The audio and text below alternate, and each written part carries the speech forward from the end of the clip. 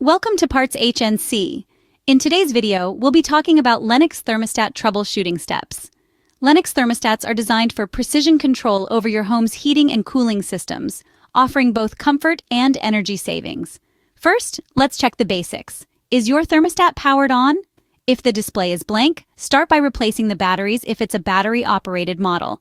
For wired thermostats, a tripped circuit breaker could be the culprit, so be sure to check. If it's still not working, a simple reset might solve the issue. Try turning your thermostat off, waiting about 30 seconds, and then turning it back on. Some models have a reset button. Give that a try too.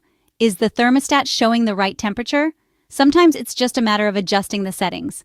Make sure the thermostat is set to the correct mode, heating or cooling, based on your needs. Next, let's check for any loose wires. If you're comfortable with it, gently remove the thermostat cover and inspect the wiring. For those with smart thermostats, don't forget to check if there's a software update available. Sometimes a simple update can resolve a lot of issues. You can check through the app or your thermostat settings. If you're still experiencing issues, don't hesitate to seek expert advice or professional help. If you need a replacement thermostat or any other HVAC parts, visit PartsHnC.